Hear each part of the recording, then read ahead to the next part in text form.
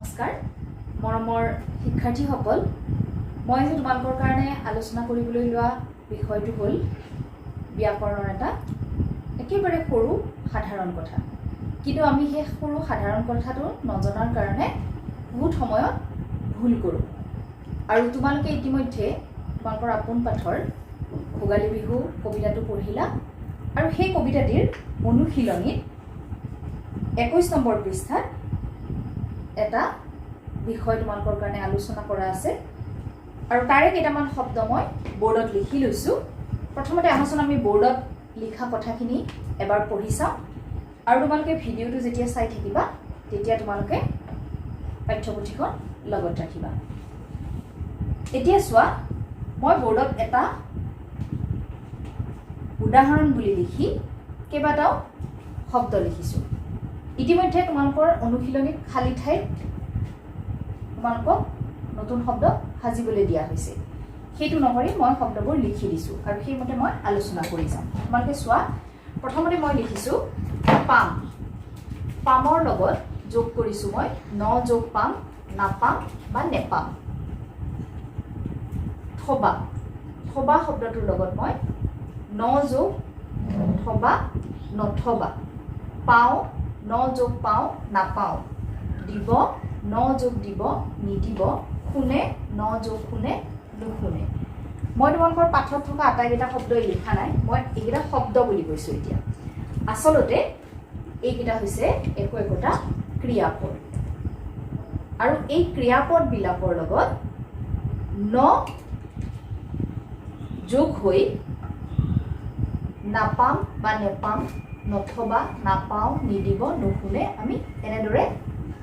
বিপৰীত অৰ্থ বুজোৱা এটা শব্দ পালো অৰ্থাৎ এই যে পাম থবা পাও দিব শুনে এই শব্দবিলাকে সদৰ্থক অৰ্থ প্ৰকাশ কৰিছে অৰ্থাৎ হয় বুজাইছে আছে আছে বুজাইছে বা বাকি শব্দবিলাকে নাপাম নথবা নাপাও নিদিব নুশুনে এইবিলাকে নহয় অৰ্থ বুজাইছে গতিকে তোমালোকৰ মনত ভাৱ হ'ব পাৰে যে এনেদৰেও আমি কেতিয়াবা আমি বিপৰীত অৰ্থবোৰ প্ৰকাশ কৰিব পাৰোঁ ধৰি লোৱা তোমাক মায়ে সুধিছে তুমি এতিয়া ভাত খাবা তেতিয়া তুমি উত্তৰত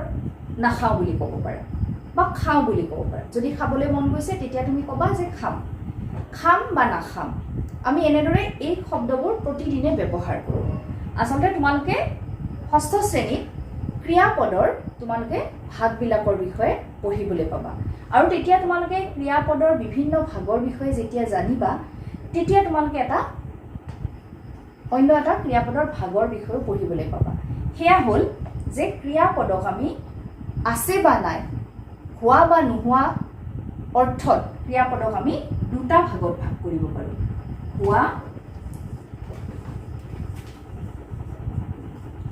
হোৱা বা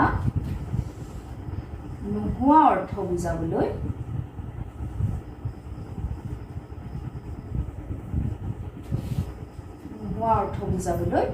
আমি ক্ৰিয়াপদৰ দুটা ভাগ পাওঁ এটা হৈছে সদৰ্থক ক্ৰিয়া আৰু এটা হৈছে নয়ৰ্থক ক্ৰিয়া নয়ৰ্থক শব্দটোৱে নহয় অৰ্থ বুজায় আৰু সদৰ্থক শব্দটোৱে হয় অৰ্থ বুজায় এতিয়া এই ক্ৰিয়াপদবিলাকৰ লগত ন যোগ হৈ আমি নয়ৰ্থক ক্ৰিয়াপদটো পালোঁ এতিয়া তোমালোকৰ মনত এনেকুৱাও ভাৱ হ'ব পাৰে যে পামৰ আগত ন যোগ কৰাৰ লগে লগে নাপাম হ'ল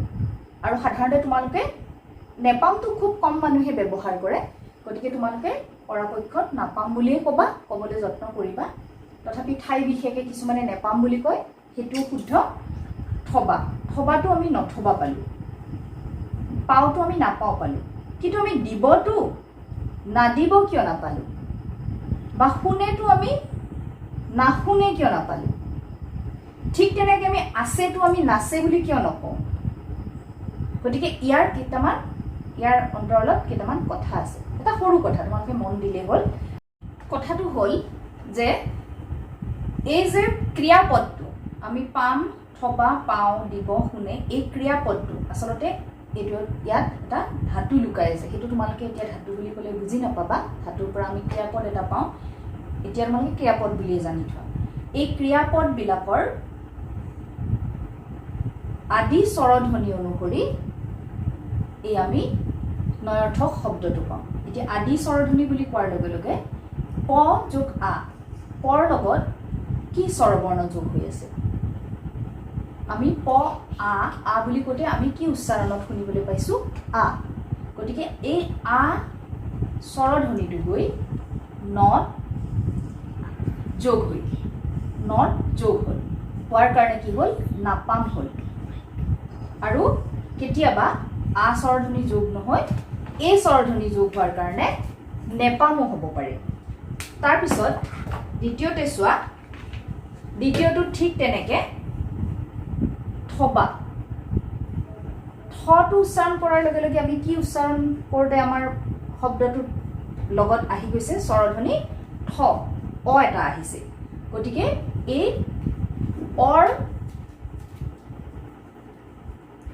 অটো নৰ লগত মিলি গ'ল গতিকে সেইটো সেইকাৰণে কি হ'ল নথবা আৰু তোমালোকে এইটো মন কৰিবা ঊৰ্ধ্বকমাটো ক'ত আছে থৰ ওপৰত আছে গতিকে উচ্চাৰণ কৰোঁতেও সাৱধানে উচ্চাৰণ কৰিবা ঠিক তেনেকৈ পাওঁটো আমি নাপাওঁ পালোঁ প উচ্চাৰণ কৰোঁতে আ স্বৰধ্বনি আমি পালোঁ ঠিক তেনেকৈ দিব এতিয়া দিব বুলি কোৱাৰ লগে লগে দন্ত্য দ হ্ৰস্বইকাৰে দি ইয়াত কি যোগ হৈ আছে বাৰু তোমালোকেতো জানা পাই আহিছা এইবোৰ আগতে দন্ত্য দ বৰ্ণবিন্যাস কৰোঁতেও পাইছা দন্ত্য দ যোগ হ্ৰস্ব ই গতিকে ই গৈ পেলাই ইয়াত লগ লাগি নিদিব হ'ল নত লগ লাগি নিদিব হ'ল ঠিক তেনেকৈ শুনে তালব্য স যোগ হ্ৰস্ব উ হয় সু বুলি কোৱাৰ লগে লগে কি আছে তালব্য স যোগ হ্ৰস্ব উ গতিকে উ গৈ পেলাই শুনে লগ লাগি নত লগ লাগি নুশুনে গতিকে এই ধৰণে আমি বেলেগ বেলেগ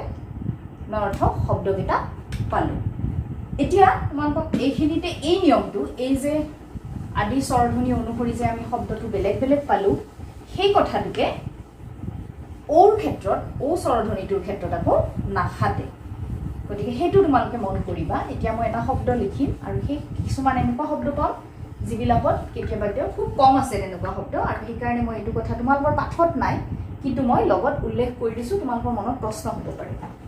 দৌৰে দৌৰে বুলি কোৱাৰ লগে লগে এইটো ন যোগ দৌৰে এতিয়া তোমালোকৰ মনত ভাৱ হ'ব দৌৰে ইয়াত কি আছে ঔ স্বৰধ্বনি আছে হয়নে গতিকে এইটো কি হ'ব লাগিছিল নৌ দৌৰে হ'ব লাগিছিল নৌ দৌৰে নহ'ল হ'ল কি ন দৌৰে এনেকুৱা কেতিয়াবা ব্যতিক্ৰম পাবা গতিকে ব্যতিক্ৰমবিলাকো আমি জানিব লাগিব খুব কম থাকে ব্যতিক্ৰমবোৰ আৰু এইদৰে তোমালোকে নিশ্চয় কথাখিনি আলোচনা কৰাৰ কাৰণে বুজিছা বুলি ভাবি লৈছোঁ আৰু যদি কিবা খোকোজা থাকে তোমালোকে পিছৰ ক্লাছত কথাটো সুধিবা আৰু এনেধৰণে শুদ্ধ ৰূপত উচ্চাৰণবোৰ নয়াৰ্থক শব্দবোৰ ব্যৱহাৰ কৰিবা আৰু এইবিলাক আচলতে